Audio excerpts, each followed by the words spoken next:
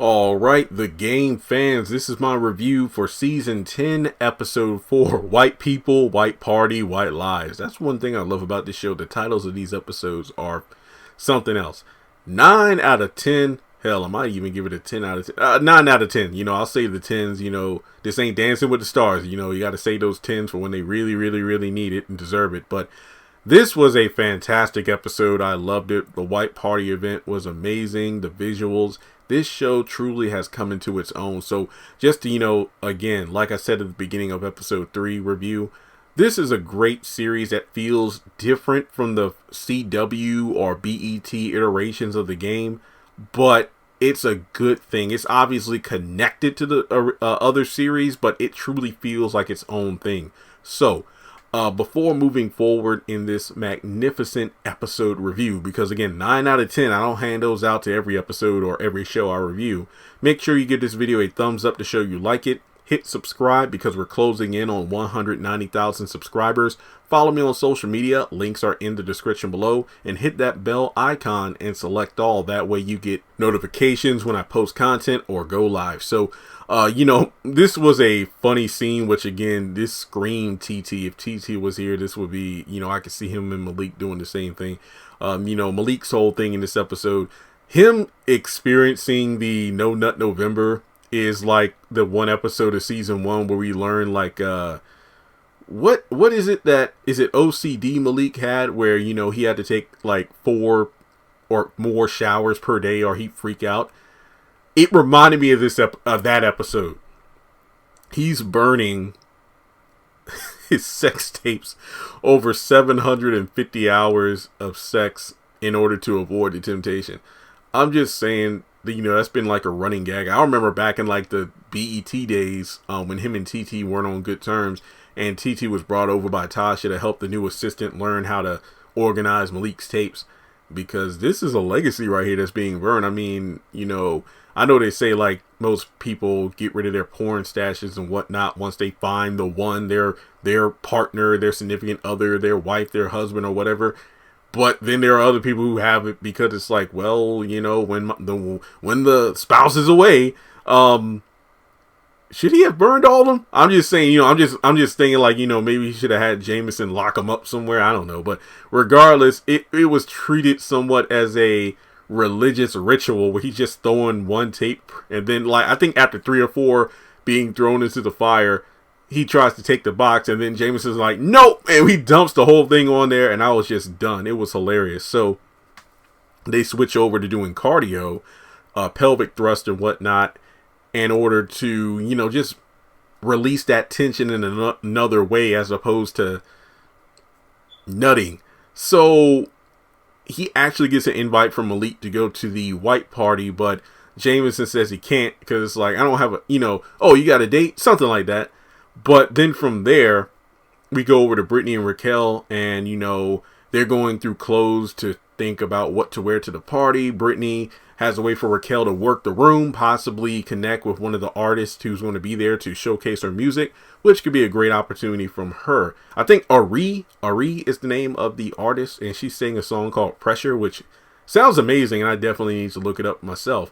So we go over to Tasha and the Colonel, because the Colonel is still pissed off from the last episode about Garrett's demand of not agreeing to their original contract that he has yet to sign because he wants to be the highest paid linebacker or defensive player in the league.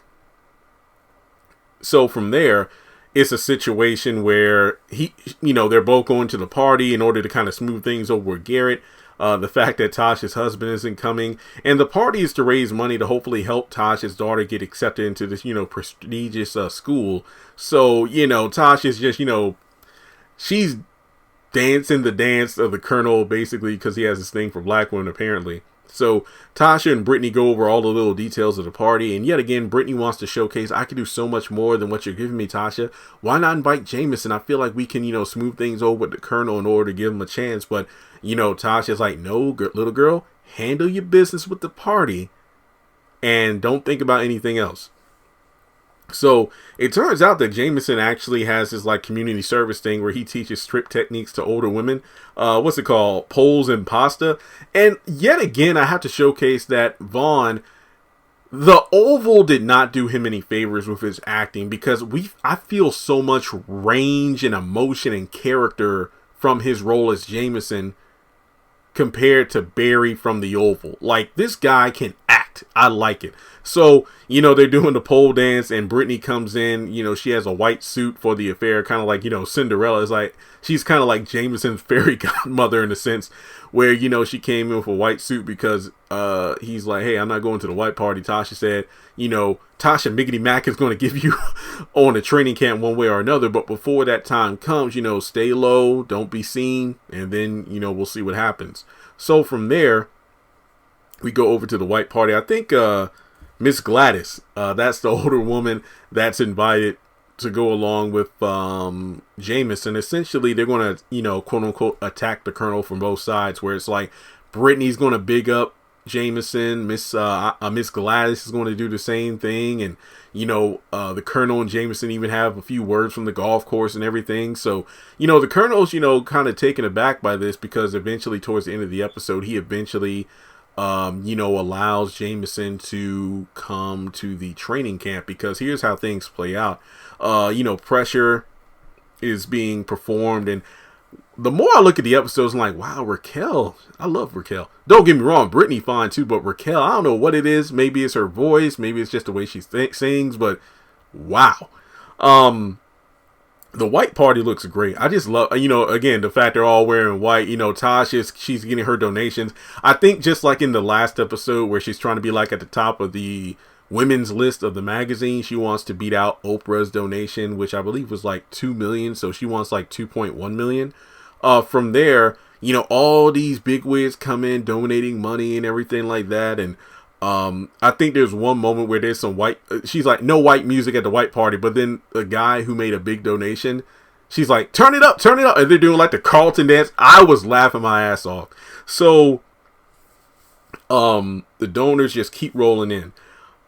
Malik and Garrett are going to be the players who will be auctioned off, again, for charity. And Malik actually sees a girl that he knows that would definitely make him break his no-nut commitment. I don't know if this was the same girl that showed up on the workout mirror earlier in the episode. It probably was. But this dude is sweating up a storm. He can barely keep himself together. But thankfully, for his sake, Miss Gladys actually wins the auction, so it's not, the woman that would make him fail within 24 hours. Like earlier in the episode, Jameson said, hey, after the first 24 hours, you'll hear this beep on your watch on your phone, but then from there, tomorrow will handle itself. Keep your game right.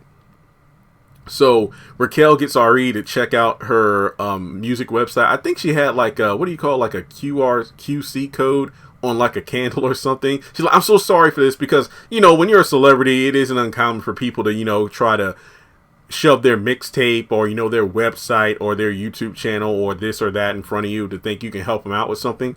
So she actually checks it out, and later on in the episode, at the very end, she actually approaches Raquel and says, hey, I loved it. I have a producer friend who's interested in your sound, and they'll be in touch. So that's good for her. Now, the wobble is amazing. I love this scene. And yeah, I don't think I know how to do that dance. I haven't really danced in years, to be honest. I don't think I've been to like a dance party or whatever since college. So Malik, made it his 24 hours, and then in the midst of trying to, because this girl like takes him to like a back shed and she wants to get it on quick, but he's like, hey, what are you doing in 29 days? So, Jameson and Brittany are chatting, and Brittany's trying to reassure him, hey, Miss Gladys is doing her thing with the Colonel, because, she's been just bigging up Jameson, the fact that, he might have a troubled past, but he's really one of the most selfless people I've ever met. He's helped out a bunch of the elderly ever since he gotten out of jail, and, he'd be great on your team and this and that. So from there, it turns out the guy who donated a lot of money was actually the father of the girl that Jameson allegedly raped or had. What do you call it? Basically, he was 18 and she wasn't. Allison.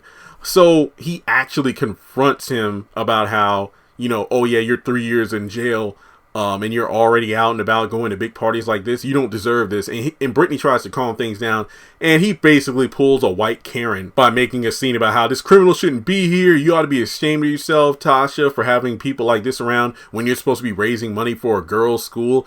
If you had a daughter, it's like, I have a daughter and I have a son. But guess what? Jameson made a mistake, but he paid his debt to society. And he's lucky he only got 3 years because he's black. Whereas if it was a white kid that was with your daughter, it wouldn't have been in that situation. So they have that falling out, and she hands back his donation he wanted back, and then the party kicks up again. Unfortunately, she didn't beat Oprah, but she still got $1.9 million for the donation. However, it turns out with this kind of school, the parents, I guess mothers, have to be involved with their daughters. So it's like there are certain events per term. And despite being CEO of her own company, Tasha needs to attend like the floor scrubbing and all this other stuff, because if she does not, then her daughter won't make it into the school, which, yeah, I definitely would have looked into that before I, raised over seven figures for a school. It's like, Heffa, I'm giving you almost $2 million in donations. I ain't got no damn event if I don't want to go to no event. Now, the final scene, between everybody dancing, Miss Jenkins or Miss Gladys with Malik and Tasha and the Colonel and Raquel and Garrett, they're dancing. Like I said before, Garrett just was impressed with the fact that so many people have stuck their necks out for Jameson that he will give him a spot at the training camp. So Brittany goes to check on Jameson because as soon as Allison's father just jumped on his case, he just got out of there. And Brittany came to see how he was doing, and he mentions how he was cocky when he was 18, and Allison was his girlfriend, but her rich parents didn't want them to be together.